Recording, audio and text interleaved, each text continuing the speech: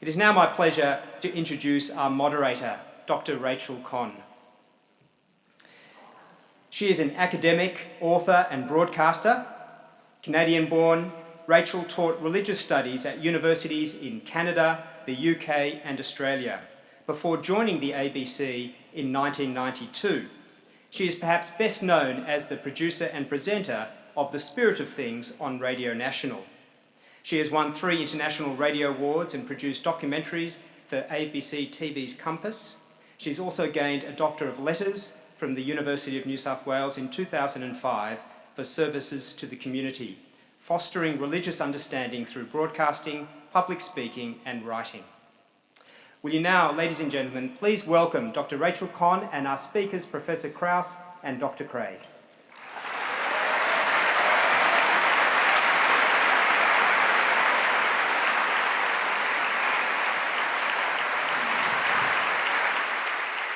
Welcome. Thank you. Welcome. Thank you.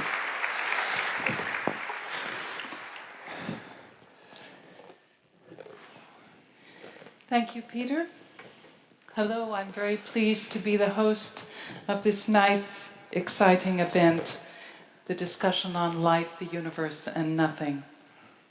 The questions of belief and unbelief, and where and who we are in the universe and how we got here continues to animate human thought today as it has in the past, since the written word gave us the Upanishads, the sutras, and the books of the Bible, to name just 3 religious bodies of thought.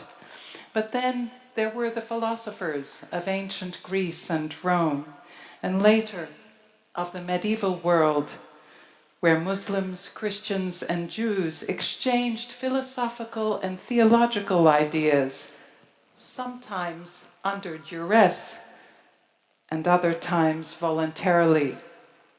Today, I think we might be engaging in these debates with a mixture of reasons, but whatever they are, rational thought and the imagination continue to chart new vistas of knowledge and plumb new depths of human and spiritual understanding. Tonight we have 2 world-renowned thinkers in 2 very different fields, and yet they overlap. As they face each other, much as our politicians recently did, my guess is that these 2 will be more daring, more forthright, and definitely more illuminating than we have so far witnessed in our political leaders. So let me introduce to you each of them. Lawrence Krauss is an American theoretical physicist and cosmologist who is foundation professor of the School of Earth and Space Exploration and director of Arizona State University's Origins Project. He is the author of several best-selling books, including The Physics of Star Trek and A Universe from Nothing. He's an advocate of public understanding, of science, public policy based on sound empirical data, scientific skepticism, and science education, and he works to reduce the impact of superstition and religious dogma in popular culture. William Lane Craig is a research professor of philosophy at Talbot School of Theology in La Mirada, California. He spent 15 years in Europe obtaining 2 doctorates, one in philosophy, one in theology. He spent 7 years at the Higher Institute of Philosophy at the Catholic University of Louvain, Belgium.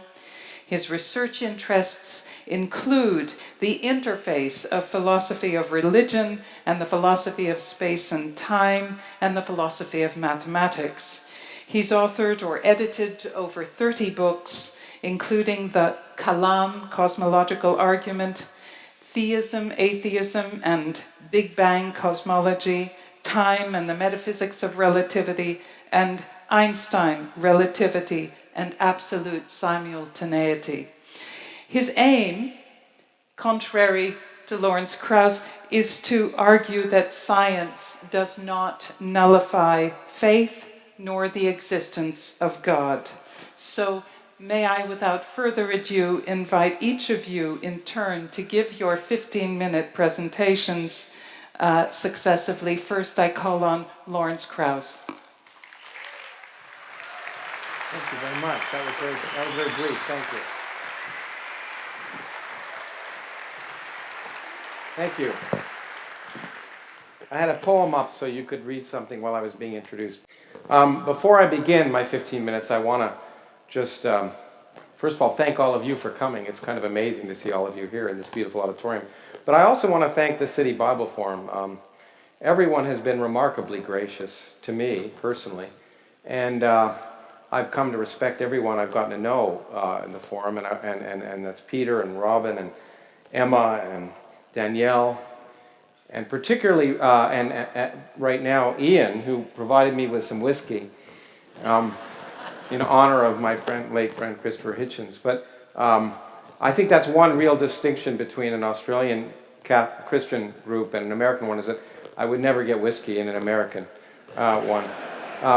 So applause to I really would like to thank all of you, and I think they all deserve an incredible round of applause for putting this on.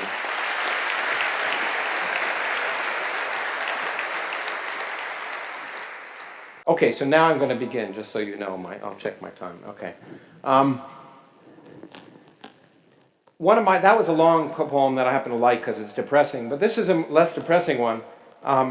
One of my favorite quotes, which is the initial mystery that attends any journey is, how did the traveler reach his starting point in the first place? Now, in some sense, that's the subject of tonight's discussion.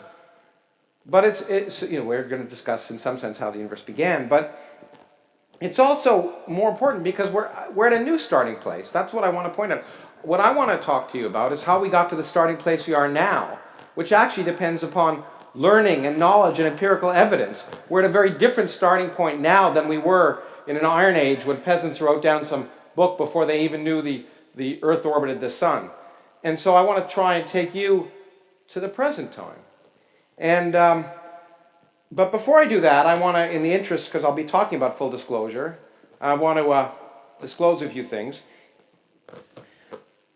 I want to talk about science primarily, and that's the reason I do these kind of things, because I think science has an incredible ethos that's important.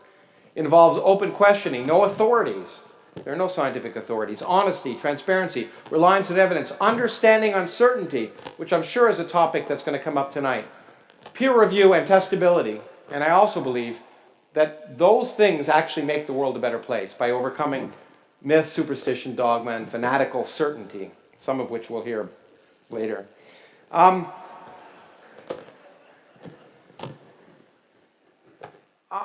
also have respect for rational discussion. I hope we'll have one, but I also, I've come to know Dr. Craig a little bit. He's a fine gentleman, and nevertheless, and it's very difficult because he seems to be a very pleasant and gentle man. I have no respect for dishonest distortion and misrepresentation, and I do feel, unfortunately, that Dr. Craig does that considerably. In Brisbane, I discussed it at greater length, and that's coming out on video, so I don't want to waste your time. You can watch that video. I hope to demonstrate some of that tonight when it comes to the science. And also, clearly, this is an amazingly complex topic, and neither Dr. Craig nor I are going to have time to do it justice. But I hope at the very least to raise questions and to raise discussion. I hope that's what we'll both do. And motivate, in particular, skeptical thinking, not just about him, of course, but about what I say. And rational and open inquiry. Okay, good. Now, once we get to the discussion, it's going to turn into gobbledygook. So I thought at least, so it wouldn't be a total lost cause, I'm going to give you a 10-minute science lecture. So that way, at least if the rest of it turns into philosophical mumbo-jumbo, at least there'll be some content. So the question is, why is there something rather than nothing? And there are lots of different ways to answer it. You could write a book about it, which doesn't say anything about anything, doesn't explain anything, or you can do something else. You can ask the universe. And that's the point. The main point of what I often try and convey is the sense that we should force our beliefs to conform to the evidence of reality. And if we understand that about the universe, we should look at the universe and try and learn from the universe, and whether we like it or not, accept those results. Not something we like, but the way it actually is.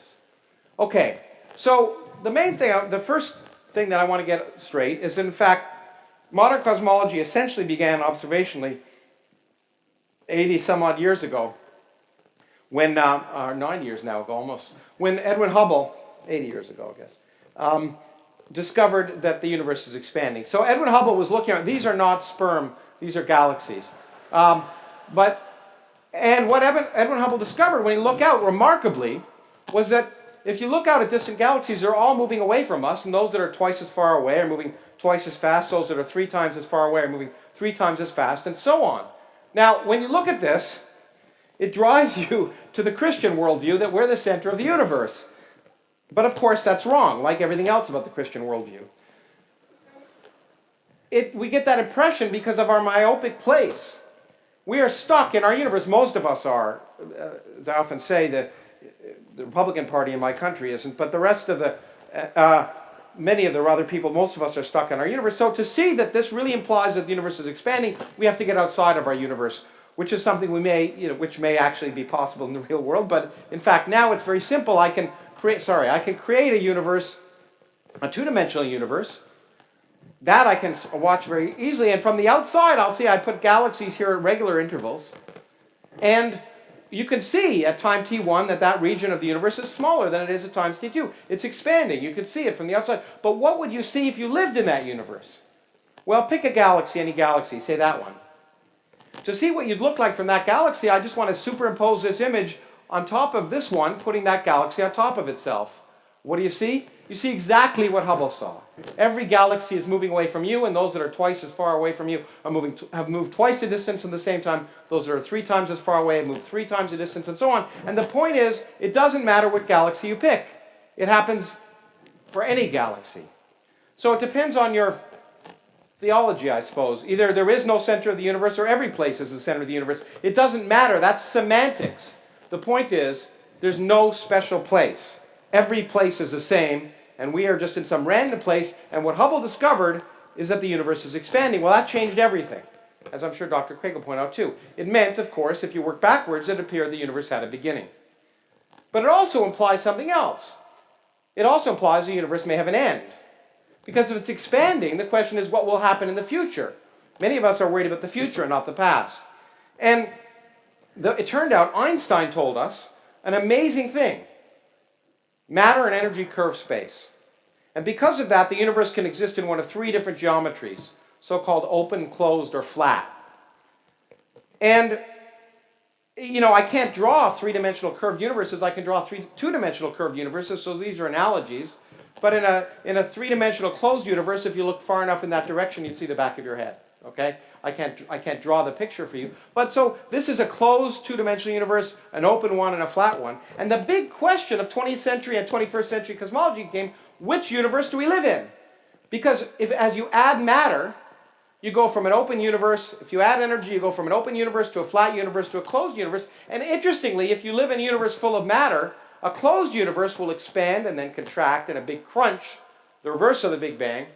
Whereas an open universe will go on expanding forever. So if you want to find out if the future is fire or ice, you have to weigh the universe. And that's what we spent about 100 years doing. And the key quantity that we need to measure is this quantity. Physicists, whenever we have an important quantity, we give it a Greek letter to sound scholarly. And we call this omega. Omega is the ratio of the actual density of the universe divided by the density of an exactly flat universe. So if omega is bigger than 1, the universe is closed. If it's less than 1, the universe is open. And we've been trying to measure omega for 90 years, and we now know the answer. I don't have time to tell you. I'm happy to talk about it in the question period if you want. We have discovered, remarkably, that omega, as far as we can tell, is precisely equal to 1. We live in a flat universe, and that's not flat like a pancake.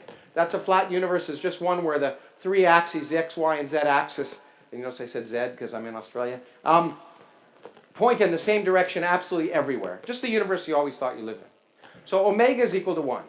That's an amazing discovery. Now I want to take you back to one of your favorite times in school, high school physics. And I want to ask the question, how will the universe end? We're going to focus on the beginning, but it turns out beginnings and endings are irrevocably tied together, not just in literature, but in reality. So to answer the question, how will the universe end, I can ask the question, what happens if I throw a coin up in the air? As you may have learned in high school, probably in Australia in primary school, if I throw a coin up in the air, it comes back down. If I throw it up harder, it comes back down. If I throw it up really hard and there's no ceiling, it doesn't come back down at all. And physicists, we teach high school students how to do the calculation. When will a coin escape? Well, we write down the total energy of the coin. I'm sure this brings back fond memories. It doesn't matter what it is, there's a positive piece we call the kinetic energy, and a negative piece we call the potential energy. And the amazing thing is we turn it into bookkeeping. We turn the whole thing into bookkeeping. Because it turns out, if the total energy is positive, the coin will escape. If the total energy is negative, so this term beats that term, the coin will come back down. Well, we can do the same thing for the whole universe. If we look at Mr. Hubble, and we're standing here, we can ask, what's going to happen to the universe? Well, if the universe is the same everywhere, then whatever happens to every galaxy will happen to any galaxy. So we just have to look at a given galaxy and ask, will it escape? Will it keep going forever? And the positive piece, the velocity of that galaxy, depends on something Mr. Hubble measured called the Hubble constant, the expansion rate of the universe. The negative piece comes from the mass density of the universe. And we just compare those two. If the negative piece is bigger than the positive piece, or B over A is bigger than 1, the universe will collapse if it's matter dominated. If B over A is less than 1, it will expand forever. But what is really amazing is that B over A is nothing other than this quantity omega, which we measured to be precisely 1. And that means B is precisely equal to A. And what does that mean? That means the negative piece is precisely equal to the positive piece. And what does that mean? That means the total energy of the universe is precisely 0. Now, if you were going to create a universe from nothing, what would you make the total energy? That's the first hint that perhaps you could create a universe with 100 billion galaxies, each of which contains 100 billion stars, from absolutely nothing without any supernatural shenanigans. Now, nothing is an interesting concept, and in order to try and shorten things, I actually discovered this week a video of me in 2 minutes and 30 seconds talking about it. I figured I couldn't do it that fast on stage, so here you go. When you think about nothing, you have to be a little more careful than you normally are, because in fact nothing is a physical concept, because it's the absence of something, and something is a physical concept. And what we've learned over the last 100 years is that nothing is much more complicated than we would have imagined otherwise. For example, the simplest kind of nothing is the kind of nothing of the Bible, say an infinite empty space, an infinite dark void of the Bible. You know, nothing in it, no particles, no radiation, nothing. Well, that kind of nothing turns out to be full of stuff in a way, or at least much more complicated than you might have imagined, because due to the laws of quantum mechanics and relativity, we now know that empty space is a boiling, bubbling brew of virtual particles that are popping in and out of existence at every moment. And in fact, for that kind of nothing, if you wait long enough, you're guaranteed by the laws of quantum mechanics to produce something. So the difference between empty space with stuff in it and empty space with nothing in it is not that great anymore. In fact, they're different versions of the same thing. So the transition from nothing to something is not so surprising. Now you might say, well, that's not good enough because you have space. Where did the space come from? Well, a more demanding definition of nothing is no space. But in fact, once you apply the laws of quantum mechanics to gravity itself, then space itself becomes a quantum mechanical variable and fluctuates in and out of existence. And you can literally, by the laws of quantum mechanics, create universes, create spaces and times where there was no space and time before. So now you've got no particles, no radiation, no space, no time. That sounds like nothing. But then you might say, well, you know what? You got the laws of physics. You got the laws of nature. The laws themselves are somehow something, although I would argue, in fact, that that is not at all obvious or clear or necessary. But even there, it turns out physics potentially has an answer. Because we now have good reason to believe that even the laws of physics themselves are kind of arbitrary. There may be an infinite number of universes, and in each universe that's being created, the laws of physics are different. It's completely random. And the laws themselves come into existence when the universe comes into existence. So there's no pre-existing fundamental law. Anything that can happen does happen. And therefore you got no laws, no space, no time, no particles, no radiation. That's a pretty good definition of nothing. So science has demonstrated, in fact, that it's not only plausible but likely that you could create a universe from nothing by the laws of quantum mechanics and relativity, and a measurement which could have been falsified. Every property of the universe that we measure is consistent with the universe which came from nothing by the laws of physics. Does that prove it was the case? Absolutely not. But it makes it plausible, which is a key point. Without miracles. The other key thing is that nothing, in my case, we'll talk a lot about nothing, I'm sure, in fact, it probably will, but nothing is the absence of everything that characterizes our universe. You can make lots more fancy definitions of nothing, but the real miracle that the Bible was trying to explain is how you get all the stuff. You can get all the stuff without having any stuff. And that's the key point that I care about, without any miracles. Now, I want to spend the last 2 minutes just mentioning some things that I think Dr. Craig will talk about, having listened to him. Now, in fact, this you can't see very well. This is something he showed, and he may show again. He showed in Brisbane. It's something he likes to do, sort of like a syllogism, some logical argument which makes it appear necessary to have God. And he said, well, every existing thing that has an explanation of its existence, okay? And then he said, if the universe has an explanation of its existence, that explanation is God. And the universe is existing, and therefore the explanation of the existence of the universe must be God. Boy, that's ironclad. Is it? Well, you know, the key point is here. You got to accept, when you have these syllogisms, you have to accept that this is true. And this is just a random statement that if the universe has an explanation, the explanation is God. Well, great. But that sort of assumes the answer before he asks the question. Syllogisms are very dangerous. Here's an example.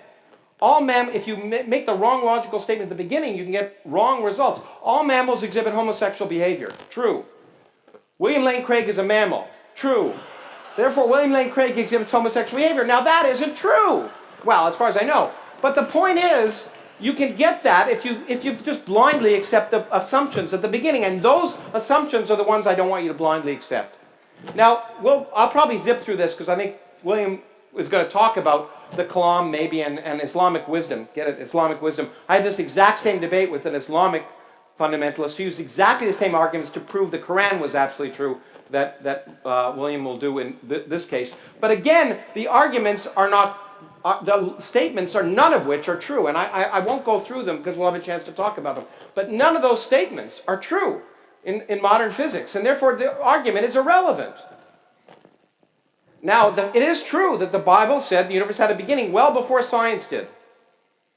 Great. But so did everything else. So did the Norse creation myths and the Rig Veda. And the Bible got it wrong. They do the creation in the wrong order. So in fact, as St. Augustine would remind, I'm sure, Dr. Craig, the Bible isn't a scientific document. And therefore, to argue that it got it right, well, you know, every creation myth indicated there was a creation. It's a natural thing. And I won't even go into Lemaitre. I'm going to try and end in 1 minute with another statement that Dr. Craig has made. Because for Dr. Craig, the beginning of the universe is very important. Because if it had a beginning, he believes it must have come from God. And he quotes a theorem due to a few friends of mine that basically says the universe, if it's expanding now, as we measure it, had to have a beginning. And he argues that that's irreconcilable with anything else. And as we argued in Brisbane, I said that's not true. And he said, no, Alex Vilenkin, one of the authors, has recently shown it's true. So I wrote Alex, who's a good friend of mine, and he just emailed me. And he said, only theorem is only as good as its assumption. There's a loophole for contraction, product expansion, and there's no such thing as absolute certainty in science. Note, for example, the BGV theorem uses the classical picture of space-time. In the case of quantum mechanics, it's out the window. And at the beginning of the universe, that's when quantum mechanics matters. So, the last thing that is often used is the question of fine-tuning. The universe appears to be fine-tuned for life. Well, that's an old argument. You should have heard it before. Life appeared to be fine-tuned for life.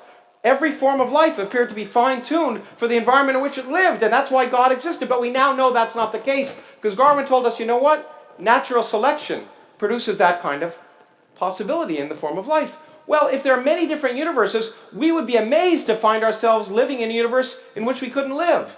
That would be worth having a discussion on stage about. Okay? So the fact that if there are many different universes, the fact that we happen to be fine-tuned to the universe we live in is not too surprising. But in fact, it's worse. Because just like evolution, the fine-tuning is miserable. I get backaches because I'm not designed to sit at a computer. And in fact, the fine-tuning could be much better than it is.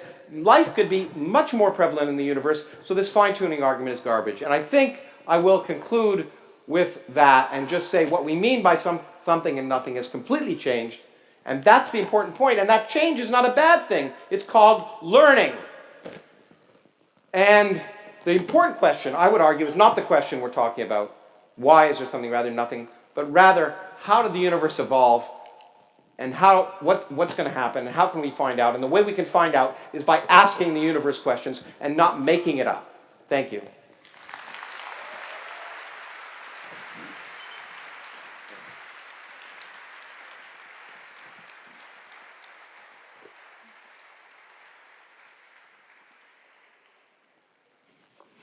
Well, thank you very much. It's a delight to be here.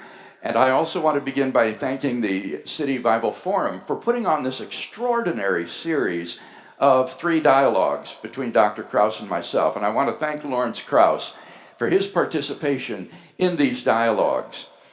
The great German philosopher and scientist Gottfried Wilhelm Leibniz famously wrote, "The first question which should rightly be asked is, why is there something rather than nothing?" Before we can even begin to address Leibniz's question, it's important that we clarify the concepts involved. The word nothing is a term of universal negation. It means not anything. So, for example, if I say I had nothing for lunch today, what I mean is that I didn't have anything for lunch today.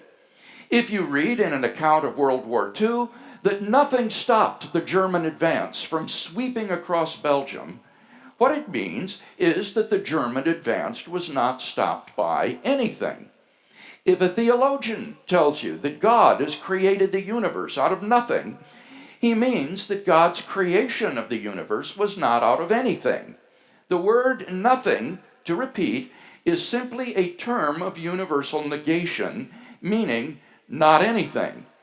There's a whole series of similar words in English that involve universal negation. Nobody means not anybody. None means not one. Nowhere means not anywhere. No place means not in any place. Now, because the word nothing is grammatically a pronoun, we can use it as the subject or direct object of a sentence. By taking these words, not as terms of universal negation, but as words referring to something, you can generate all sorts of funny situations.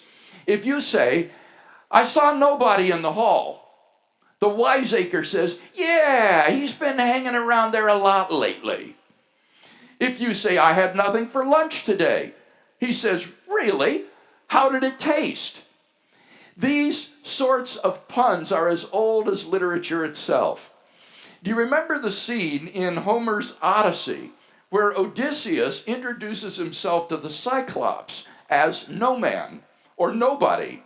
One night, Odysseus puts out the Cyclops' eye.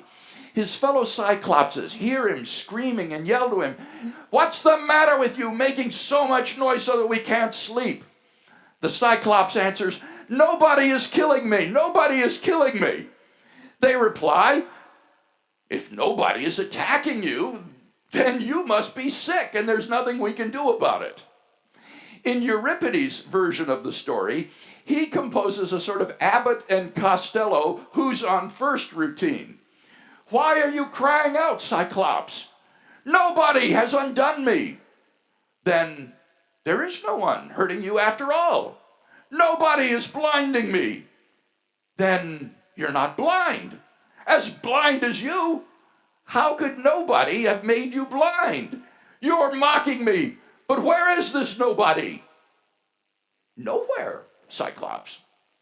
The use of these words, like nothing, nobody, no one, as terms referring to something is a joke. How astonishing, then, to find that some contemporary popularizers of science, whose mother tongue is English, have used these terms precisely as substantive terms of reference. They've told us with a straight face, for example, that there are a variety of forms of nothing, and they all have physical definitions. The laws of quantum mechanics tell us that nothing is unstable. 70% of the dominant stuff in the universe is nothing. There's nothing there, but it has energy.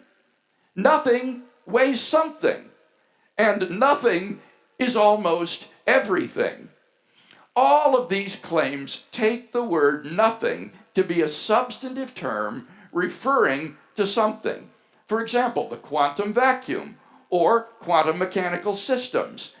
These are physical realities, and therefore clearly something. To call these realities nothing is at best misleading, bound to mislead and confuse lay people, and at worst, a deliberate misrepresentation of science. Such statements do not even begin to address, much less answer, Leibniz's question as to why there is something rather than nothing.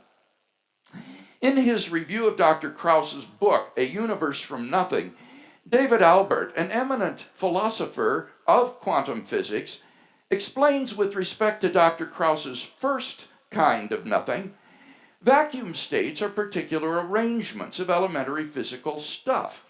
The fact that some arrangements of fields happen to correspond to the existence of particles and some don't is not a whit more mysterious than the fact that some of the possible arrangements of my fingers correspond to a fist and some don't.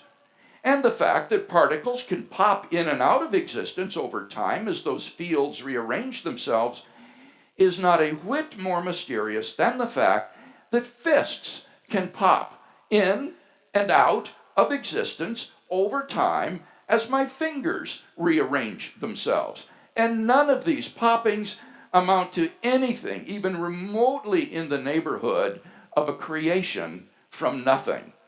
He concludes Krauss is dead wrong, and his religious and philosophical critics are absolutely right. Now, I think that Dr. Krauss really knows he's not talking about nothing. He just pretends to be talking about nothing. In a dialogue at the Australian National University, he candidly admitted that the question, why is there something rather than nothing, sounds like a religious question, but, and I quote, I use it to sneak in modern cosmology, which is what he really wants to talk about. This is most unfortunate. Modern cosmology is fascinating enough in its own right that we don't need to try to sneak it in by having it masquerade as an answer to a philosophical question, like Leibniz's. The cosmological theories to which Dr. Krauss refers have exactly zero relevance to Leibniz's question. As Christopher Isham, Britain's leading quantum cosmologist, has written, the one question that even a very ambitious creation theorist cannot or perhaps should not address is, why is there anything at all? I propose that henceforth we simply avoid the troublesome word nothing and focus on this question. Why does anything at all exist? Leibniz came to the conclusion that the answer is to be found in God, who exists necessarily and is the explanation why anything else exists. We can put Leibniz's thinking into the form of a simple argument. So, premise one, every existing thing has an explanation of its existence, either in the necessity of its own nature or in an external cause. Two, if the universe has an explanation of its existence, that explanation is God. Three, the universe exists. Now, what follows logically from these premises? From premises 1 and 3, it follows 4, therefore the universe has an explanation of its existence. And from 2 and 4, the conclusion logically follows, therefore the explanation of the universe is God. Now, this is a logically airtight argument. It is not guilty of the equivocal fallacy that Dr. Krauss's mammalian argument is guilty of. That is to say, if these three premises are true, then the conclusion is unavoidable. So, if the atheist wants to reject the conclusion, he has to say that one of the three premises is false. But which one will he reject? Premise 3 is undeniable for any sincere seeker after truth. Obviously, the universe exists. So the atheist is going to have to deny either premise 1 or 2 if he wants to be an atheist and remain rational. So the whole question comes down to this. Are premises 1 and 2 more plausibly true or false? Well, let's look at them. According to premise 1, there are two kinds of things. Things which exist necessarily and things which exist contingently. Let me explain. Things which exist necessarily exist by a necessity of their own nature. It's impossible for them not to exist. Examples? Many mathematicians think that numbers, sets, and other mathematical objects exist in this way. By contrast, things that are contingent do not exist necessarily. They exist because something else has caused them. Examples? Familiar physical objects like people, planets, and galaxies belong in this category. So what shall we say about premise 1? Well, if you reflect on it, premise 1 seems very plausibly true. Imagine that you were hiking through the outback and came across a translucent ball lying on the ground. You would naturally wonder how it came to be there. If one of your mates said to you, "It just exists inexplicably, forget about it," you'd either think that he was crazy or else he just wanted you to keep moving. No one would take seriously the suggestion that the ball just exists there with literally no explanation. Now, suppose you increase the size of the ball in this story so that it's the size of a car. That wouldn't do anything to remove or provide for an explanation of its existence. Suppose it were the size of a house. Same problem. Suppose it were the size of a planet. Same problem. Suppose it were the size of the entire universe. Same problem. Merely increasing the size of the object does nothing to provide or remove the need for an explanation of its existence. Something has to explain why it exists. So it seems to me that premise 1 is more plausibly true than false. So what about premise 2? If the universe has an explanation of its existence, that explanation is God. Is it more plausibly true than false? Now, at first blush, this premise might strike us as controversial. But in fact, atheists typically agree with premise 2.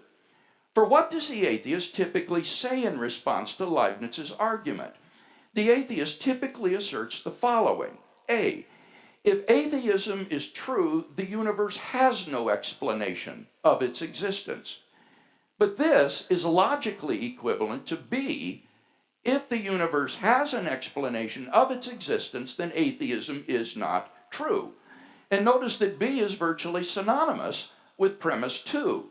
So when the atheist says that given atheism, the universe has no explanation, he is implicitly admitting premise 2, that if the universe does have an explanation, then God exists. Besides that, premise 2 is very plausible in its own right. For think of what the universe is. All of physical reality, including all matter and energy. It follows that if the universe has a cause of its existence, that cause must be a non-physical, immaterial being beyond space and time. Now, only two sorts of things can fit that description. Either an abstract object, like a number, or else an unembodied mind or person. But abstract objects can't cause anything. That's part of what it means to be abstract. The number 7, for example, has no effect upon anything. So it follows that the cause of the universe must be a transcendent mind. And this is what the theist typically means by God. Thus, premise 2 also seems to be plausibly true. Given the truth of the two premises, or three premises, the conclusion logically follows. God is the explanation of the existence of the universe. Moreover, the argument implies that God is an uncaused, unembodied mind who transcends the physical universe and even space and time themselves, and who exists necessarily. We're not talking about some ill-conceived flying spaghetti monster, but a being with specifiable attributes. This conclusion is staggering. I hope you begin to grasp the power of Leibniz's argument. If successful, it proves the existence of a necessary, uncaused, timeless, spaceless, immaterial, personal creator of the universe. And he is the answer to the question of why anything at all exists.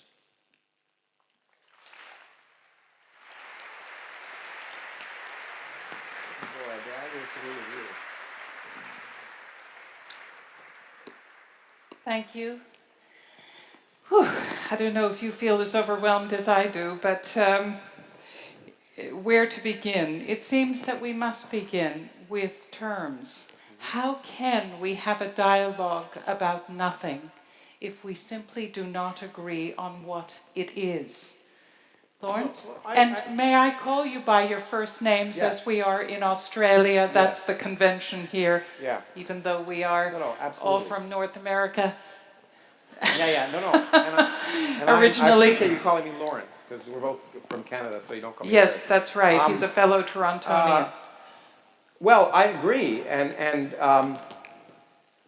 I tried, with that little video, I tried to be quite clear about what I mean. But in some sense, I don't think there's a big difference. Nothing, in this case, is non-existent. The question is, did the universe go from not existing to existing? It's quite plausible that it did. It's not required, by the way. It could have been eternal. Certainly could be eternal, given the laws of physics. But as I said to, and William just told me I could call him Bill, so I'm going to do that without any disrespect, okay? Right. As Bill said in Brisbane, as I told him, I bet that the universe did have a beginning. That doesn't bother me. In fact, I think it's more likely than not, though not required. But that means it did not exist. Now, did anything else exist? Maybe, but our universe didn't. Everything we see, everything we touch, the space that we live in, and the laws that govern us didn't exist, and then did. Now, the problem with definitions, though, is that it's when you have modern physics, certain ideas that for which there's words, classical jargon, don't mean the same thing. For example, if time begins at the Big Bang, how do you discuss cause and effect? So words begin to fail you, as T.S. Eliot would have said. But I think the idea is, I'm arguing that exactly the same thing as Bill is, in some sense, non-existence. Lawrence, if all the materials or elements are present for life to exist, that is, that you detect in the universe, that of course doesn't make them cohere into life. So how would you explain how such elements become life, in the same way that words in a dictionary do not become an essay or a poem? That's the beauty of, that's what I do. That's why I do science, because it's so remarkable. It's so much more remarkable than saying, let there be light. It's so much more remarkable to see how you can begin with a universe with no matter and radiation, create matter and radiation, understand the growth of fluctuations, understand how stars form, understand how planets form, understand how organic materials form in bulk in supernova explosions from stars, understand the amazing processes that happen in the Earth, and understand, of course, the most remarkable aspect, that complex organic materials seem to become able to be self-ordered, and from a very simple self-reproducing object that appears to take energy from its environment, using natural selection, you can create everything. This illusion of design is probably the biggest obstacle. When you see something, it looks like it's designed, and I have pictures of, what look like beautiful Christmas ornaments, but of course they're snowflakes. Geodesic domes look like they're designed, but carbon-60 soot has the most beautiful geodesic dome. So you have to be very careful when you look at something and say, aha, it's designed, because most often it's just an accident. Well, Bill, should God be subject to scientific or philosophical arguments when to do so would make God vulnerable to the disproofs of new science? Of course. Now, God isn't subject to scientific investigation, because science is the study of the physical, natural realm, and so science doesn't have at its disposal the methods to do this kind of metaphysical work. That's why the name of that discipline is metaphysics. It's beyond physics. But now I'd like to respond to what Dr. Krauss just said a moment ago about the beginning of the universe. You can call me Lawrence. Lawrence, all right. Okay. Leibniz's argument doesn't presuppose that the universe had a beginning. It's very important to understand that Leibniz's argument applies equally if the universe is eternal, beginningless and endless. In fact, Leibniz actually uses the example of a series of geometry books which have been copied from one another from eternity, and he says that still wouldn't explain why geometry books exist at all and why they're being copied. So we can still ask, why is there an eternal universe rather than nothing?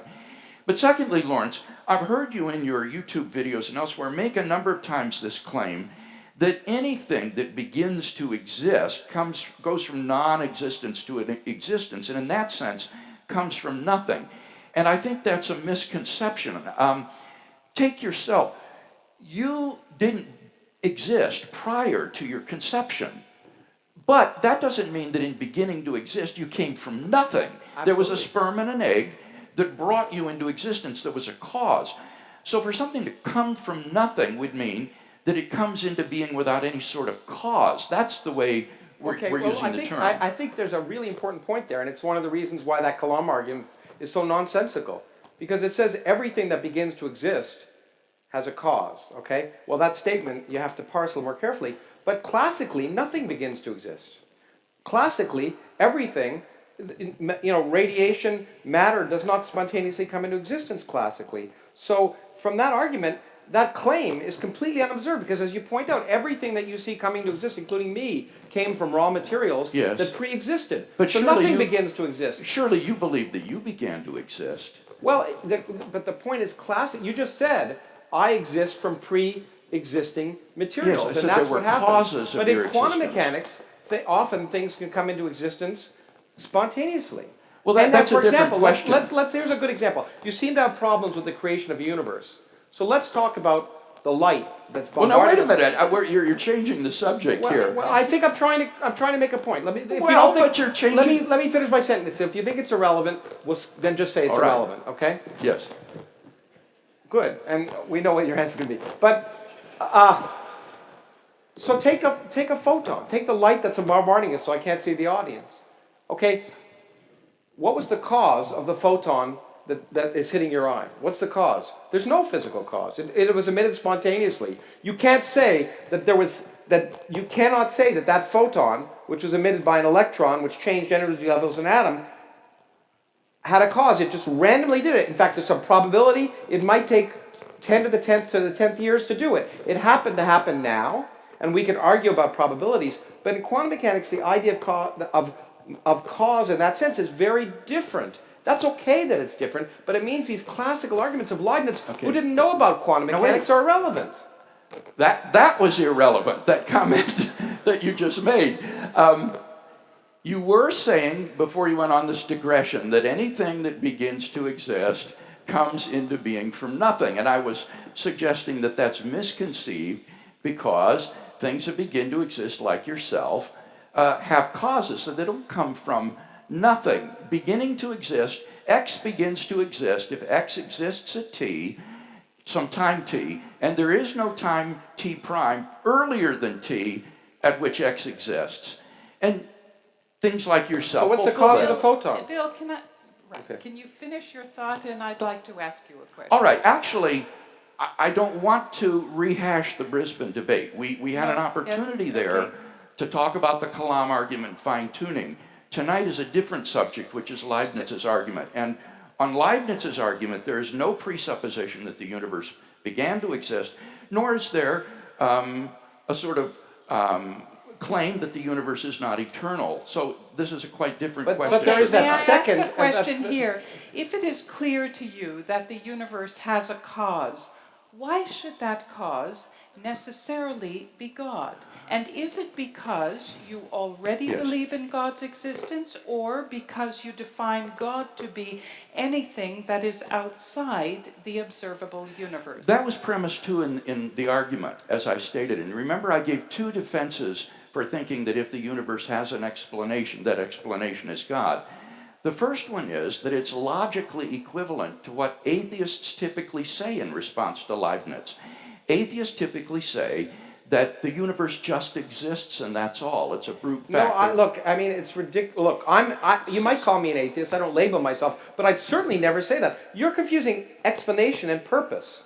Those are two very different things. One of the reasons I'm a scientist, one of the reasons I do what I do is I want to find out explanations. I want to ask questions and find out what is there an explanation of how our universe came into existence. And I'm agnostic about the answer. Yeah, I think you concede, from what I can understand, premise one. But it's not about purpose, Lawrence. We're talking here about explanations, and these could be causal. There's why nothing God? to do with teleology. Why God? I mean, that's the most ridiculous thing I've ever That was heard. premise two. And again, as I said, premise two is logically equivalent to what most atheists say in response to Leibniz. But then the second argument for premise two was that the only two candidates that I can possibly think of which for being an immaterial, spaceless, timeless, transcendent thing would be either an abstract object or an unembodied mind or consciousness. An abstract object. All that does is show the limitation of your thinking. That's what's great about science. It forces you to change your thinking. There's lots of things. To change. Sorry, listen. I mean, the point is, why does it have to be immaterial? Oh, that's easy to answer. And so to say the only thing I can think of, the point is, one very clear example is in the case of multiverse, our universe could exist. Yes. It could come into existence in the context of something that's far greater, far bigger, in which universes may be being created now, and it's physical. There's no transcendent mind. It's like saying that life exists and therefore there has to be a creator. Well, there doesn't. No, it's much more subtle than that. The way I defined universe in my opening remarks was as all of physical reality.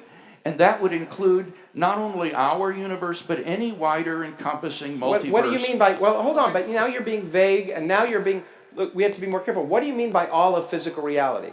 Do you mean all of space and time? Is that, do you mean all of space and time? I want to know what you mean, because as a physicist it makes a difference. Yeah, well, I mean any sort of space-time reality or something all that's of matter space and and time energy. in which events happen. Maybe a good way to say it would be all of space and time in which events can happen. But there could be a lot more than that. My point is, that's not everything. All of space and time in which events can happen is just our universe. No, it's not, because you can have an encompassing space-time. No, because it may have a very different time. It may not involve events. It certainly doesn't involve anything that happens in our universe. So if you say physical reality, do you mean space and time? If you mean space and time, then we live in a four-dimensional spatial universe, but there could be other universes in which even the concept of classical space doesn't exist. Not classical space, but look, Leibniz's question can easily be reposed. Why does the multiverse exist rather than nothing? And then you're on to the You could do that, but multiverse can be eternal. So it doesn't have again, Leibniz's argument doesn't. But it's a great question, but it's not the question we're asking, which is why does our universe exist? And that has a simple answer. Well, can I answer the question? Because it's becoming pretty difficult to get in between here. Well, actually, you can ask questions, but I think we want to hear between the two of us. Okay. Now, today, many of you would have read an interesting news item in the press that John Billingham had died. He was the man who had established the SETI project, scouring the skies, the universes, for extraterrestrial life. Now, Lawrence, you have said that you are painfully aware that humans need to know they are unique, their Earth is unique, their universe is unique. But what evidence is there that we are not? And does the failure of the SETI project to find any sign of extraterrestrial life, even remotely akin to ours, a further confirmation that we are unique? Well, it's a good question. The simple answer is one Carl Sagan gave. Absence of evidence is not evidence of absence. And the point is that we live in a really big universe. And in fact, there's nothing unique about our location in the universe. There's nothing unique, in fact, about the conditions that led to life on Earth. Organic materials exist in profusion in space. Not only have we discovered the basis of amino acids in comets, but we've discovered complex, in fact, complex peptides. And so organic materials exist everywhere. Water exists everywhere. Sunlight exists everywhere. As far as we can tell, those are the conditions that produce life on Earth. Now, we are none looking... of them no, have hold on. cohered into But life. But what was that? But none of them have cohered into anything that resembles Well, human we know life. one thing we do know is in our solar system, on the surface of planets there right now and moons, the conditions don't exist for life like us to exist. So we're looking. But the point is, it's a very difficult task. It's a big universe. One thing we have discovered, which increases our optimism that there may be life elsewhere, is the fact that, as many of us astrophysicists said, all stars have solar systems around them. If you make a star in a computer, you tend to get an accretion disk and you make a solar system. We discovered that not only do solar systems exist, planets exist that we never thought were possible. Rocky planets on the outside of solar systems, gas giants on the inside. The universe always surprises us every time we open a new window. So there's probably 100 billion solar systems in our galaxy alone. But let me give you a brief example of why it's so difficult. How would I know life existed on Earth?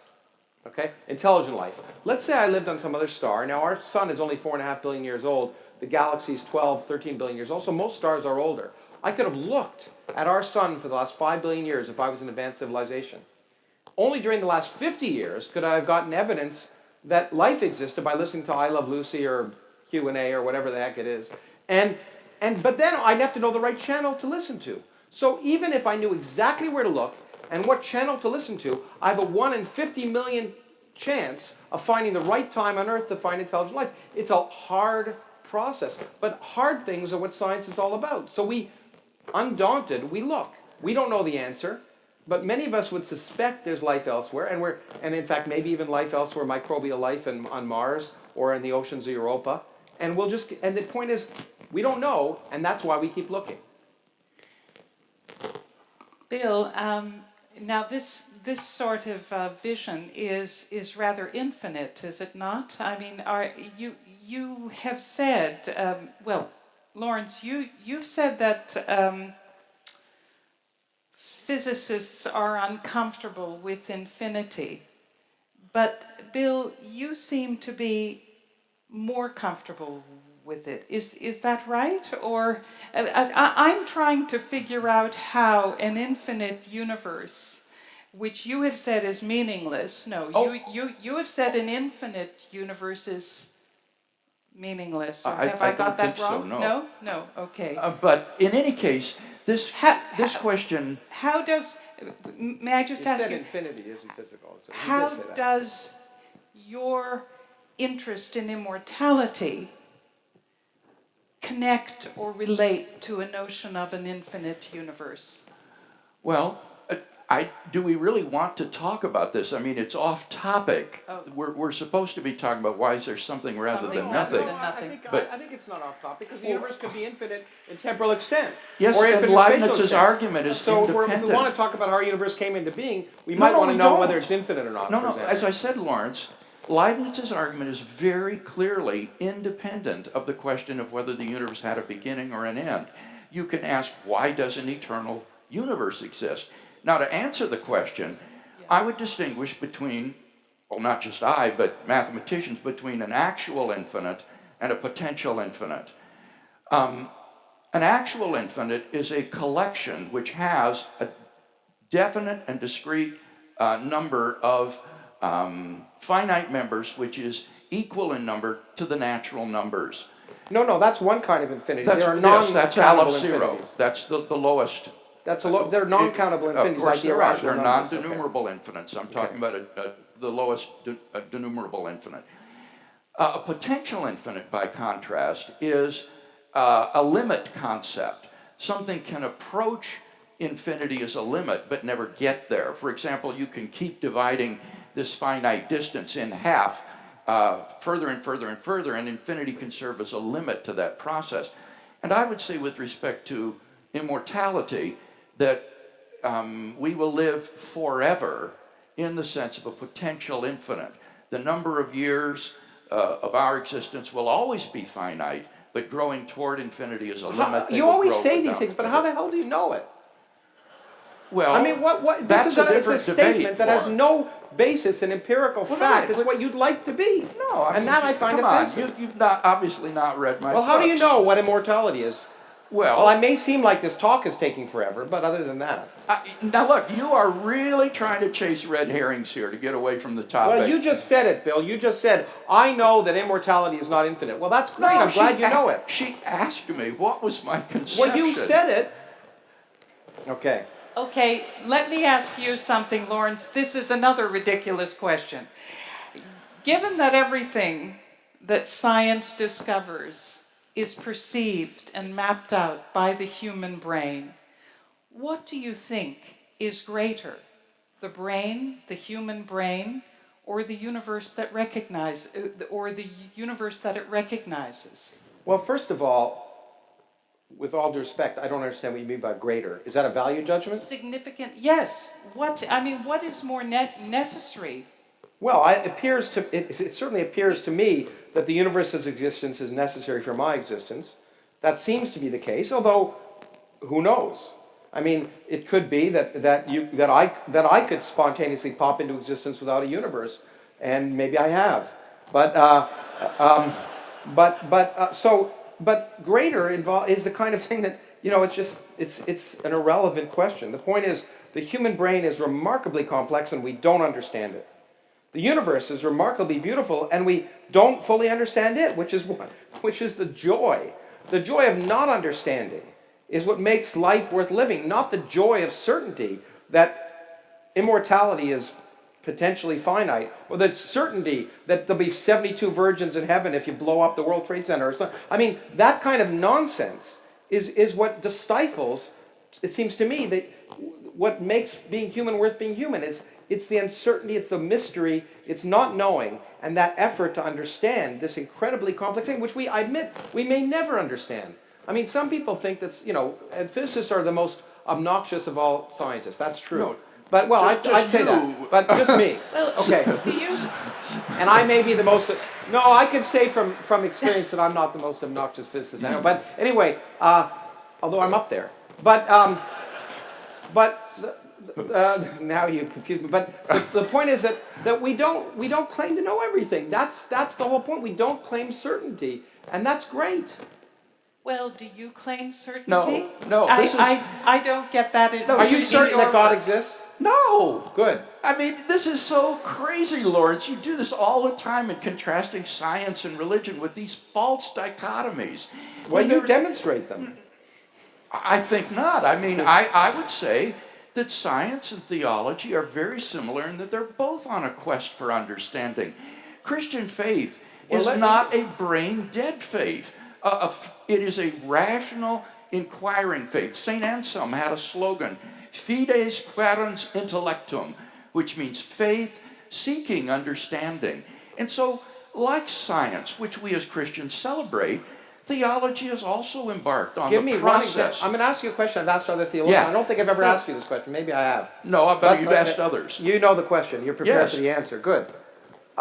Good, because I'd like to learn about right. this, because I've asked a lot of theologians, what contributions to human knowledge has theology provided in the last, say, 300 years? Give me one example. The answer I always get is, what do you mean by knowledge? Now, if I asked a biologist or a chemist or a historian, I get a different answer. Yeah. Okay. Theology is the queen of the sciences. The proper object of theology is God. Theology is the study of God. It gives us. But didn't you say God isn't subject to science? So in what didn't you say Didn't you say science can't? God is not subject to science? Didn't you say God is outside Yes, science? So yes. in that case, if theology is study of God, how can it be a science? Well, Lawrence, let him answer the question, Well- please, because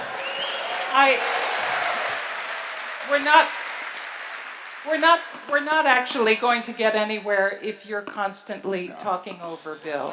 Please. okay.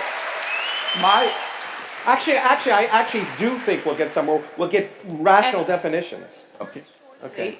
Bill, All right. if you can I'll respond, try to be succinct. and then we will go to the questions My- from the floor. Theology students from Germany often wrestled with the question, is theology a Wissenschaft?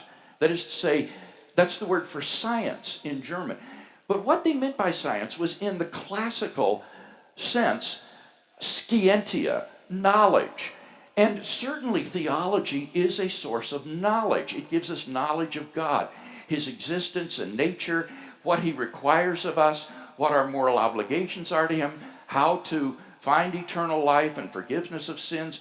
These, you may not be interested in this, but that doesn't do anything to deny the fact that theology is a scientia. It is a body of truth. It is a body of knowledge, just as much as science is scientia about the natural world. And I might also say that in the way that Bill is defining knowledge in this way, you also have redefined something like nothing in your way. Well, let me say that there's a difference, and that the fact is that if theology gives us knowledge of God, how come different theologies give you different knowledge? I mean, physics that's done in the Islamic world is the same as physics that's done in this world. Balls fall, Newton's laws work. But in fact, theologians of different religions come up with completely inconsistent views of what God is and what eternity is. And so if it really is knowledge, it's very particular to where you grew up. But you celebrate uncertainty, right? Yes. Yeah. So okay. Well, so what's the why? Just as quantum physicists have at least 10 different physical interpretations of the equations of quantum mechanics. They're not. The difference is, if two scientific ideas are inconsistent, one is right and one is wrong, or they're both wrong. Yeah. They're not both right. But Lawrence, I'm not a relativist. I'm not a pluralist. I think that the same holds for theology. And you in think fact, Christianity is right and Islam is wrong. I am gratified to hear you affirming the law of contradiction here and affirming the laws of logic. So Islam is wrong. I do believe that Islam is not fully true, that there are elements of Islam that are false. For example, its view of Jesus of Nazareth, I think, is patently wrong. And Zeus is wrong? Yes, but So you're an atheist about all those other religions? No. Okay. Could I just finish my statement about where I disagree with Islam? Because this is important, I think. There's probably many Muslims here tonight. According to the Quran, Jesus was never crucified. And that is a view which is rejected by every historian of Jesus. Hold on, every theologian. I'm not sure every historian. There is no No, that's not true. We've had this discussion. The one indisputable fact about Jesus of Nazareth was that he was crucified. He died by crucifixion. So if he existed. So here we have in the Quran a book written 600 years after the event by a man who had no first-hand sources with regard to this event, and he denies the crucifixion of Jesus. And I think for that reason... As opposed to the Bible, which was written maybe 50 or 100 years after the fact. Thank you, Okay. Lawrence and Bill. At this point, we really must go to questions from the audience, otherwise none of you will get a chance. And since I've had to trash most of my questions at this point, because this has really been a very dynamic argument. But I think that's okay that we are. Yeah, I think that's okay. Can I just remind you once again to send your short questions to Twitter? It's up there on the screen, #LUNQA, and the SMS to the number there on the screen. I already have some here which have already been sent up. So the first one is Dr. Craig. Why is God exempt from your definition of something? That is, why can God exist alongside nothing? Right. Can we bring up slide 39, please? There. Notice premise 1 says every existing thing has an explanation of its existence. I don't exempt God. Leibniz's principle of sufficient reason, which comes to expression in premise 1, does not exempt God. Rather, it would say that God is a metaphysically necessary being which exists by a necessity of its own nature, similar to the way mathematical objects exist if you're a Platonist. So I'm not exempting God from this principle. Good. Okay, nice and straight. Lawrence, by appealing to an infinite number of universes, aren't you just requiring the existence of an infinite, just as theists do? Well, first of all, I'm not appealing to an infinite number of universes, and the answer is I don't know. There may be an infinite number of universes, and I have, if that's the case, I'll live with it. The space itself may be infinite in spatial extent, and as I say, the universe may, although I would doubt it, well, in the future, all the evidence is the future of our universe will be infinite in temporal extent. So infinities may or may not exist. The question is to find out why. And so I don't appeal to anything. There may be an infinite number of universes, there may be 10 to the 500 universes, as some versions of string theory suggest, although, again, the calculation is very tenuous. 10 to the 500 is enough to give you what we will call the landscape of natural selection of life, if you accept the anthropic argument, which may or may not be true. So you don't need an infinite number of things just like you don't need an infinite distribution of a population to talk about the natural selection in life. You just need very long time and a very large number of members of a species in order to get genetic diversity, in order to get evolution. And so you don't have to appeal to infinity, but the answer is I don't know. Dr. Craig, to prove that Leibniz's argument is false if God in premise 2 was changed to Elmo. The problem is I don't know who Elmo is. Now, if Elmo is, you mean the Sesame Street kid? Yeah. Well, obviously, Elmo is himself a contingent being, if that's who you mean. I was thinking perhaps they're just calling God Elmo, which is just God by another name. But if you mean the sock puppet, obviously, that isn't the reason why everything exists rather than nothing. That's a silly question. Okay. Lawrence, can you please clarify how it is possible to exit the universe? To exit the universe?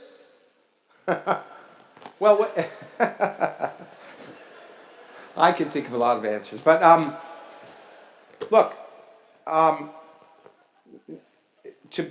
from a physical perspective, we are tied to our universe. It could be that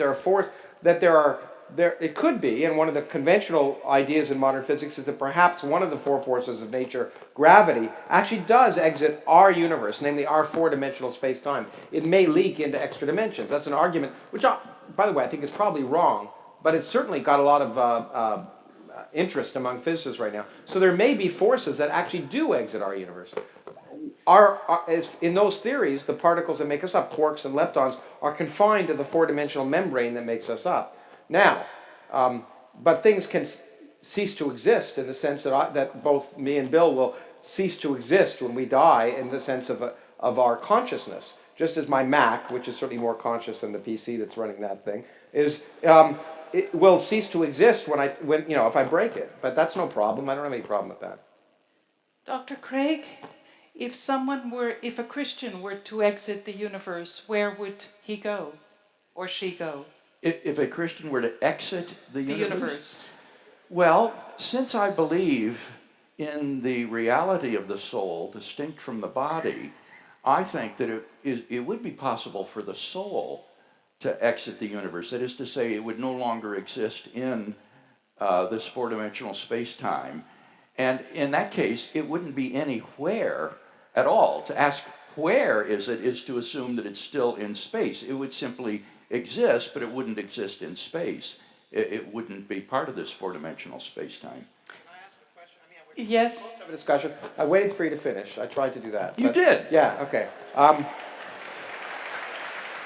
Sometimes you make me so mad I can't wait. But anyway, what's the evidence for the existence of a soul separate from the body? What's your evidence for that? Why do you have that belief, is what I want to know. And I mean that honestly. Why do you have that belief? I'm not trying to... I would say that there are a number of features that are best explained by some kind of dualism, interactionism. One of the most persuasive to me, and I'll try to be very succinct, is intentionality.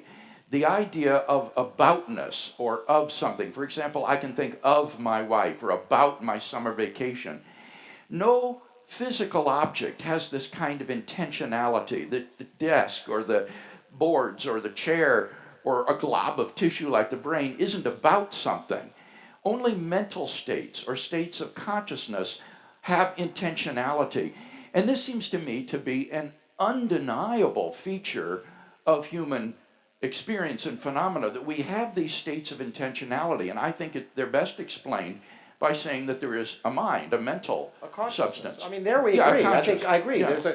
The only evidence I can see of intentionality right now is conscious minds. But all you've done is demonstrate the existence of consciousness, not a soul. Well, you have to have something that exhibits this property of intentionality. It can't be the brain. Well, but then what is consciousness? Consciousness would be a thinking thing, a thinking substance or mental substance. It's absolutely, yes, but that's not a soul. Well, I would call a mind. What about when? Okay, well, the interesting thing when in 100 years when computers are self-aware, will they have souls? No, I don't think that's a good example. I don't think that a computer will ever have intentionality. But again, well, because a physical object isn't about something else. Are we physical objects? And are we not? I mean, it's a key point.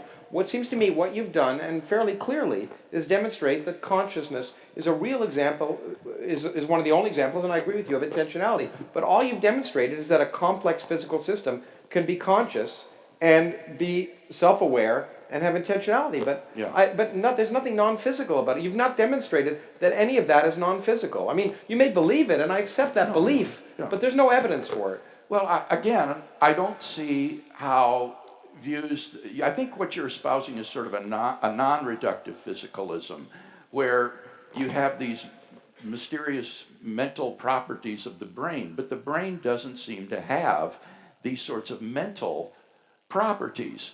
And this view is also incompatible. You're thinking right now. You are demonstrating. Yeah. I mean, well, sometimes. I would say that the soul or the mind uses the brain as an instrument of thought.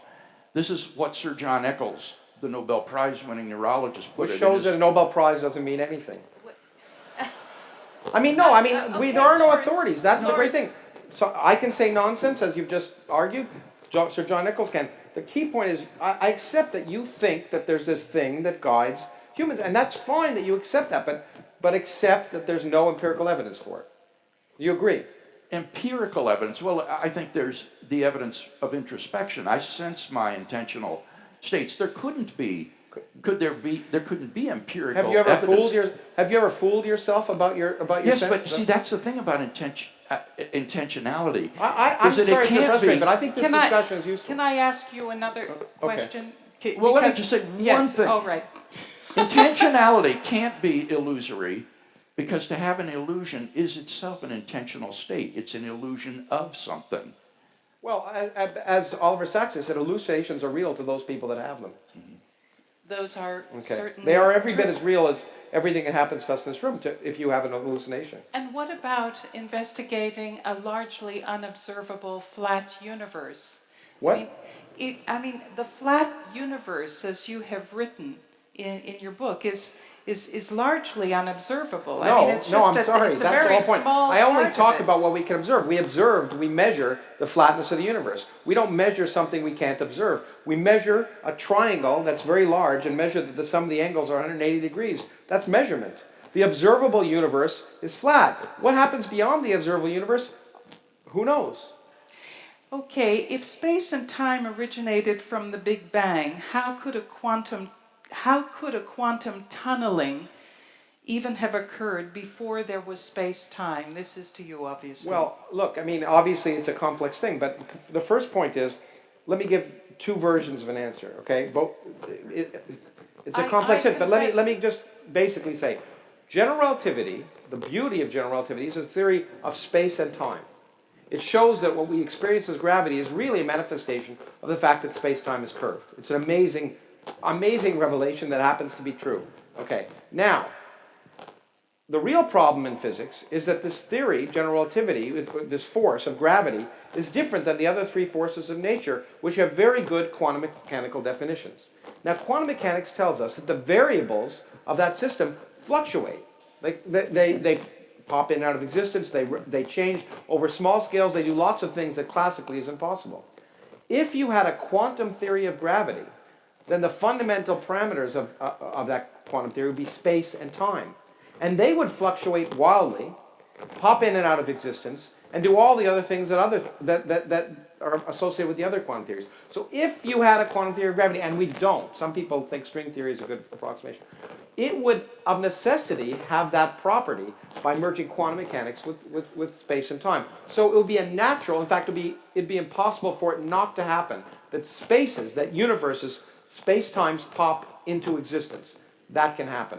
But, let me say, having said that, there's a problem with the words, not the mathematics. And that is that since space and time are affected by matter, once you get to a point where the quantum mechanics of gravity becomes important, space and time themselves may not be appropriate variables. Time itself may arise out of the Big Bang. There may be no time before the Big Bang, in which case the question, what happened before, is simply not a good question.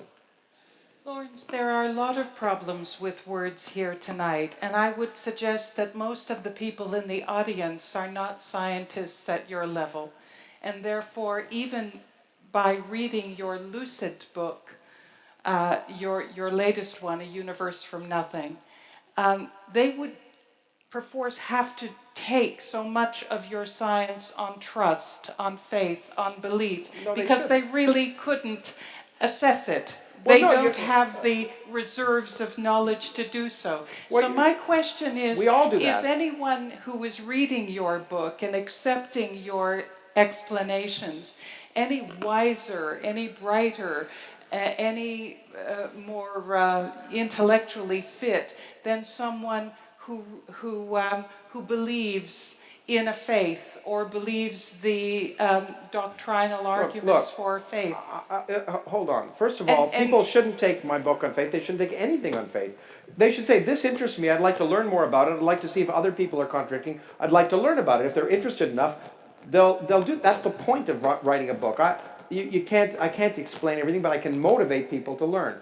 But I don't want to suggest there are many scientists who are religious. You know, when I go on Fox News or other brain-dead things in the United States, one of the only times probably the most useful thing I can say, for example, is that you don't have to be an atheist to believe in evolution. And that has huge impact because there are kids, unfortunately, who are taught in my country, go to church every week and are told you have to be an atheist to accept evolution. So of course they won't accept evolution because they have faith. There are well-known scientists of people of faith. Or they lose their faith. There are well-known scientists of people of faith. And so having faith, to me, all it represents is you can have that human beings are wired to have completely inconsistent notions at the same time. But that's an argument I can make. But there are scientists who are religious, and yet they're very good scientists. So, to argue that somehow believing things means you can't do science is clearly wrong. What you do, though, when you go in the laboratory, is you become an atheist. You assume no one's twiddling the dials when you're doing the experiment. Okay? And then you come out afterwards and you're not. So I think that's where the scientists, they go in and assume that no one is twiddling the dials in their experiment. Could I make a practical suggestion that I think Lawrence would agree with? Because this is a question that really is hard. Whom do you believe? Especially the layperson reading popular science or popular philosophy, for that matter, or theology, because, as you said, there's so much disagreement. One thing that can help, and that I would encourage folks to do, is when you read a book, read book reviews of the book by other scholars. And that can often help to shed some light on the controversial issues. To do is actually search the literature. Because, I don't know how many books are get properly reviewed, but, the review could be nonsense, just like a movie review. So what you can do is, what you can do is question. Forget the reviews. The point is that you keep going to authorities. You say, hold on, does this seem reasonable? If it does, there's one of my favorite quotes is from the former publisher of the New York Times, who said, I like to keep an open mind, but not so open that my brains fall out. And the point is, if some argument seems crazy, it might be. And so don't accept it. Ask the questions and see what it implies. And also ask yourself the question, is this person selling me something to make money? Are they doing this, are they selling me something literally to make money, or are they selling me something not to make money? That's an important difference. Okay. Just going down the list of possible questions here. How did God decide to create the world if there was no time to make any decisions? Yeah, that's a really interesting question. I must confess that that's original. Deciding isn't a necessarily temporal activity. One can have an intention that isn't the result of a previous state of indecision. So I would say that God exists timelessly with the intention that a physical world exists. And then there's an exercise of his causal power that brings the universe into existence. But we shouldn't think of God as existing, twiddling his thumbs from eternity, and then deciding to make a universe. That's not only incompatible with his timelessness, it's incompatible with his omniscience, because God doesn't need to reason from premises to conclusion. He already knows the conclusion. So I would say that God simply has a timeless, free intention of the will to do something, and then there's an exercise of causal power that brings the universe into being. May I ask you a question that came from someone in the audience? How do you know that other gods of humanity, Zeus, Zarathustra, Lord Shiva, or Krishna, etc., are not true? And have you falsified all these gods before believing that your particular view of the Christian God is true? And if so, isn't that counter to the requirement of faith? It's not counter to the requirements of faith to say that you need to investigate the alternatives and look at the arguments and evidence. So I would say that in deciding which or if any God at all exists, you need to look at the arguments and the evidence and to search honestly with a humble and open heart and mind. Now, that's not incompatible with faith. Faith is believing what you have good reason to think is true. Faith is trusting in that which you have good reason to think is true. And that's not incompatible with argument and evidence. And yet your own discovery of God from the depths of despair brought you joy when you were young. And that was surely something that came to you outside of an investigation. Well, yes, that's certainly very true, experience. Rachel. I was not raised in a Christian home or even a church-going family, but I became a Christian my junior year in high school when a girl who sat in front of me in my German class, who was a radiant Christian, shared with me the story of God's love in Christ. And I had never heard this before. And it overwhelmed me because the idea that the God of the universe could love me, that worm down there on that speck of dust called planet Earth, just overwhelmed me. So I went home that night and I found a New Testament and I began to read it. And I was captivated by the person of Jesus of Nazareth. There was an authenticity about this man's life that I had never encountered before, and a ring of truth about his words. And I went through a period of about 6 months wrestling with these issues until finally, yes, I came to the point of decision and did place my faith in him and became a Christian, and my life has never been the same since. Lawrence, you became a cosmologist having been a physicist because you wanted to be the first person to discover the end of the universe. Now, that strikes me as a kind of an apocalyptic intention. What was it that You have to made understand you... when I'm joking first, but I said I wanted to be the first one to know how the universe would end. It's just a matter of wanting to learn things. I became a physicist I became a scientist because my mother wanted me to become a doctor, and unfortunately told me doctors were scientists, and it took me a while to discover they weren't. I became a scientist. Actually, there are lots of reasons, actually, and part of it's philosophy. I read a great book on physics and philosophy by Sir James Jeans when I was in high school, but before that I read about Galileo. It seemed to me the sexiest, most exciting human activity is to try and explore the unknown. And I find Dr. Craig's honest discussion of his road to Christianity and his discussion of God, to me, represents, while I accept it, and I don't mean to demean, it's going to sound like I'm going to demean it, but accept that it's very real and means a lot to you. And so that's fine. It's what gets you through life, and that's fine. But the point is, it gave you what you wanted and needed. And that's wonderful. But the universe doesn't give a damn what you want and need. And sometimes, you just have to say, if I really want to understand the universe, I have to understand that my wants and needs, as much as I want someone to look after me in some universal love, and it may not be there. I have to accept that possibility. And moreover, your discussion of God and when he decided is the perfect example of the problem. The problem is, one, it's in my mind intellectually lazy. Because I can't, this complex universe, I can't understand. So I'm going to imagine a more complex thing, which I won't give any explanation for. And I can't really understand what it's doing, but that's a great out, because whenever there's nothing I can't understand, I can say, we can't understand God. Well, that's fine, but that's just, it seems to me, a cop-out.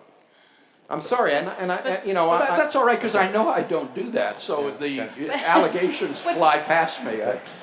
But there is something incredibly audacious, Lawrence. What is the audacity of wanting to know how the universe will end when to suppose it is something that can never be proven to our satisfaction, because it is so far into the distant future that you'll never know if it actually happens that way? Actually, I put mathematics to your words, and at the same time as I argued that within a few years of showing that empty space had energy, we actually proved that given that in fact you require an infinite number of experiments. We can argue that it's quite likely that the universe is expand forever, but in fact, you cannot, with any finite set of observations, without a theory of everything, you cannot definitively say how the universe will end. So in fact, you can argue it's likely, but you cannot definitively do so without an infinite number of observations.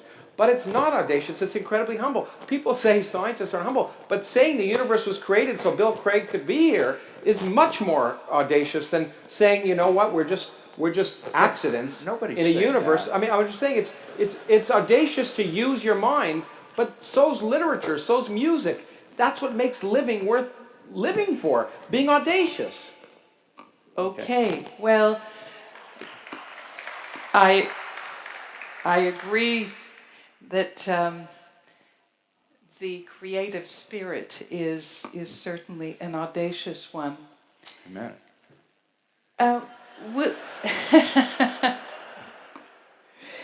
Bill, why does the immaterial God that you talk of necessarily point to the God of the Bible and ultimately to Jesus? Well, nothing that I've said today points to Christianity.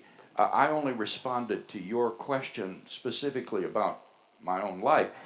The argument that I've given today from Leibniz is consistent with any of the monotheistic religions of the world: Judaism, Christianity, Islam, deism. Why monotheism? And why not indeed a polytheistic? Because it gives us, as I say, a metaphysically necessary being beyond the world of space and time. And Occam's razor says don't multiply causes beyond necessity. So that would be a proliferation of causes without justification, to think that there's more than one metaphysically necessary being, which is the source of the existence of everything other than itself. May I ask Zero you, causes is simpler than one. if God is in every action of the universe, is that something that you would If God Yes, is go in ahead. every action of the universe, then why do you assume that God is good when it would be possibly more accurate to say that God is both good and evil? Well, again, nothing that I've said tonight has been in defense of the claim that God is good. That would be a quite different argument. And I would argue for God's being good on the basis of our apprehension in moral experience of a realm of objective moral values and duties that impose themselves upon us. And when we ask, what is the foundation, what's the grounding for these moral values and duties that we discover in moral experience, I think the best answer is that they're grounded in God. God is the good. He is the highest good, and He is the source of our moral duties through His divine commands. And I can't think of any other moral theory that would account for the existence of objective moral values and duties better than classical We had this theism. discussion yesterday. Which God? Which God? The Yeah, God of the again, Old Testament, which is, the This God is- who asked Lot to have it, said, don't rape these angels, rape my daughters. Boy, that God, the God of Islam who says women are chattel, and and you put them in bags. I mean, the point is, there are lots of different gods, and I've seen we've had this discussion yesterday, and I'm sure we'll have it on Friday. Probably more relevant to that discussion on Friday. Yes, I think it will but be. this claim that there's an objective morality is offensive to me, because there's no objective morality, because every religion has a separate morality, and most of them I find incredibly immoral. Now wait, you don't think that there is any objective morality? Did I hear you right? I'm saying it doesn't come from God. There may be but I mean, do you think there are objective moral values and Well, it duties? depends what you mean. That's a complex issue, and we'll talk about it on Friday, maybe. All right, then we'll delay that tomorrow. No, I mean, I'm happy to talk about it now, but No, okay. we'll talk about it in Melbourne. That's good. But let me just explain one thing very succinctly, Lawrence. There are two steps in the justification of Christian monotheism. The first would be what's called natural theology, which would just establish the existence of God, but not of any specific God.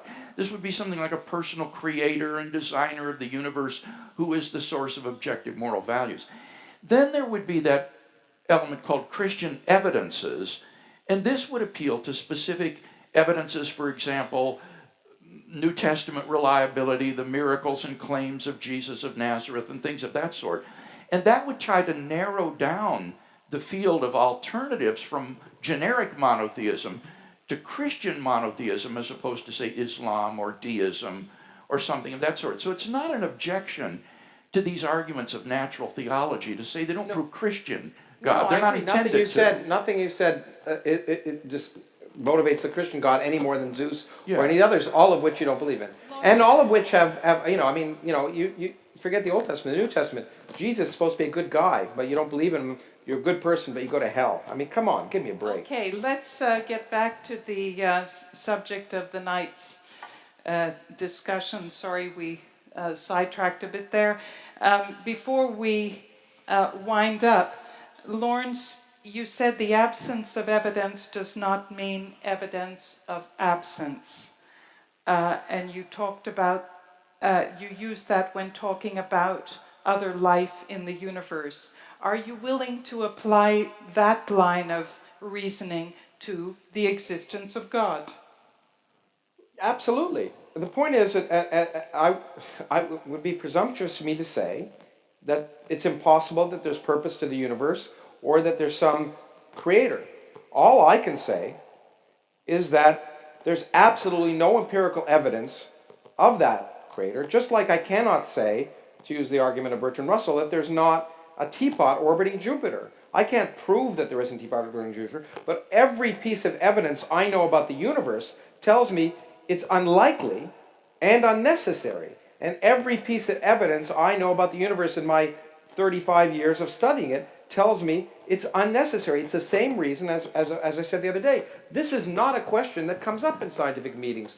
God never comes up because God is irrelevant. That's just factually not true. It's not, I how can many give scientific meetings examples. have you been to, Bill? I can give examples where I've read the papers from the scientific meetings. For example, the 2003 Cosmology Conference at the University of California, Davis, where Stephen Hawking presented a paper, and he definitely talked about the fine-tuning problem, God by name, as well as multiverse hypotheses. Not any, you know, Stephen makes public pronouncements. He's a good friend of mine, and he knows I get pressed. But I can just tell you that people just try and ask questions, try and see if they can determine the answers, try and do tests, and it never comes up. That's why Stephen Weinberg said most scientists don't think enough about God to even know if they're atheists, because it's irrelevant.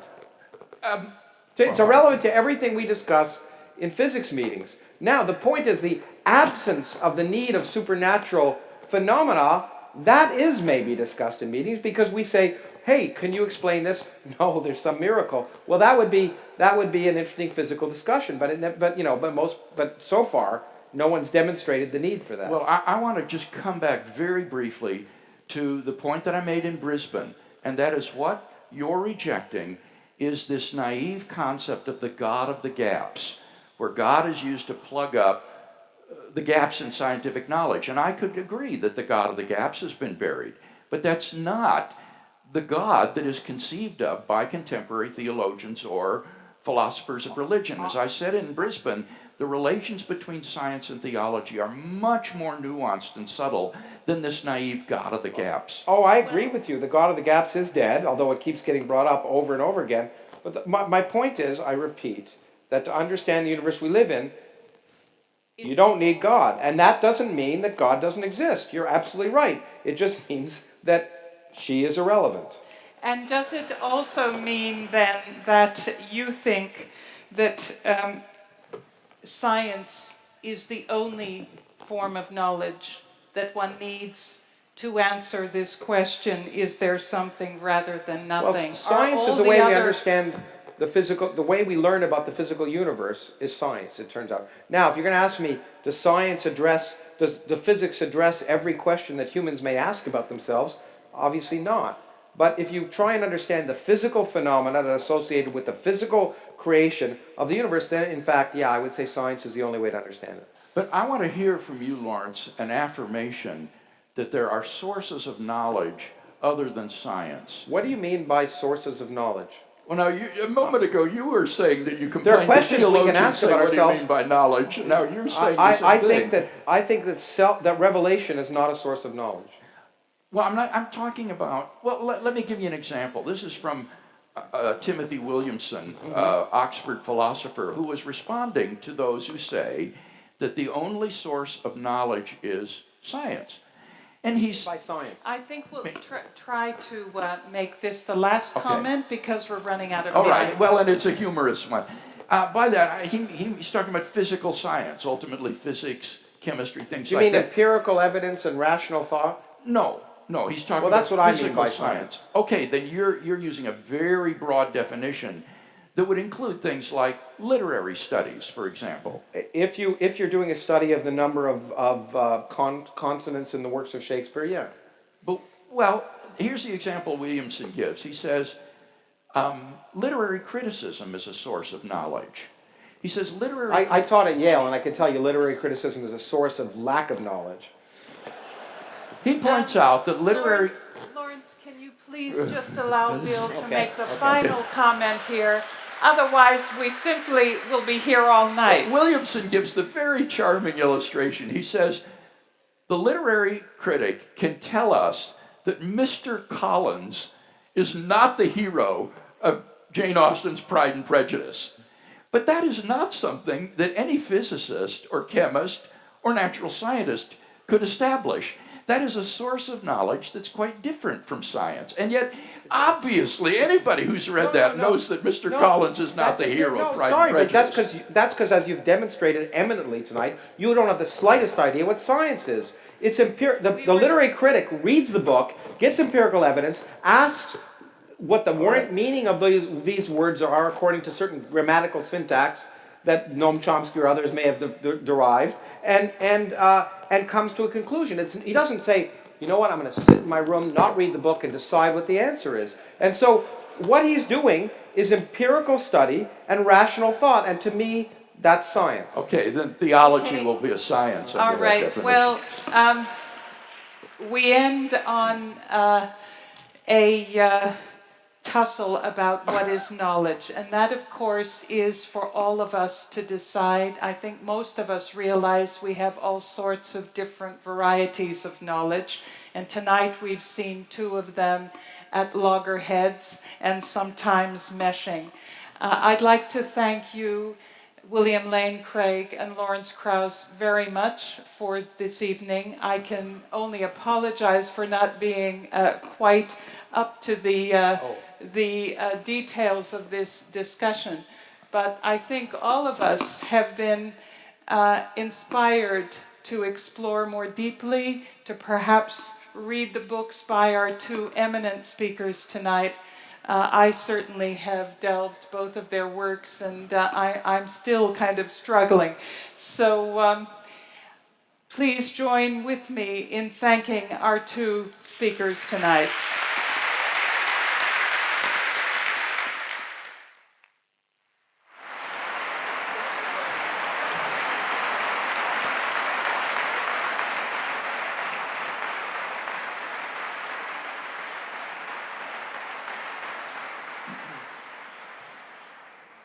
Rachel, I really think there's no need to apologise. There's no doubt you had the hardest gig in the house, and well done. So let's applaud Rachel as well.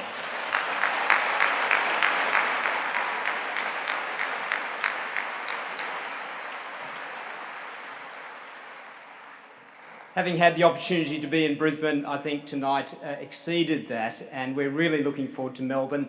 There are still a few spots left if you wish to travel down.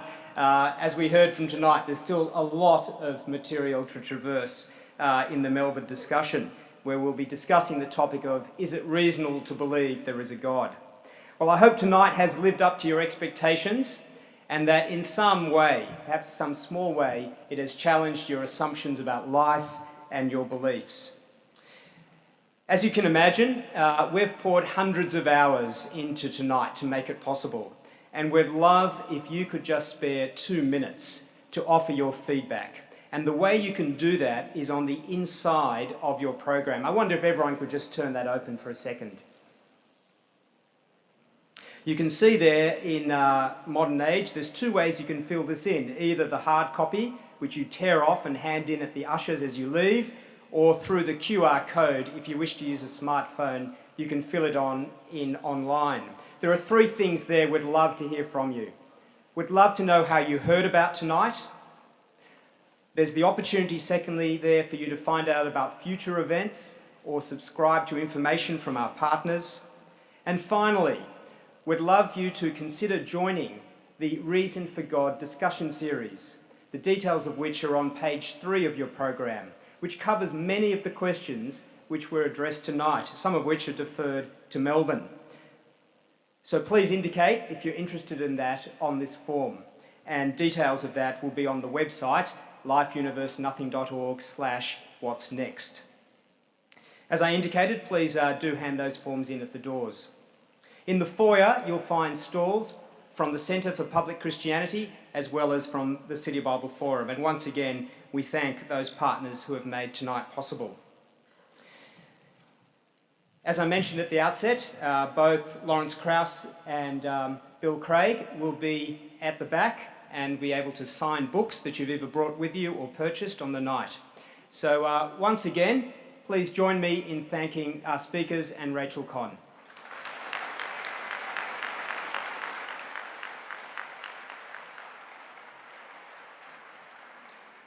Have a pleasant evening.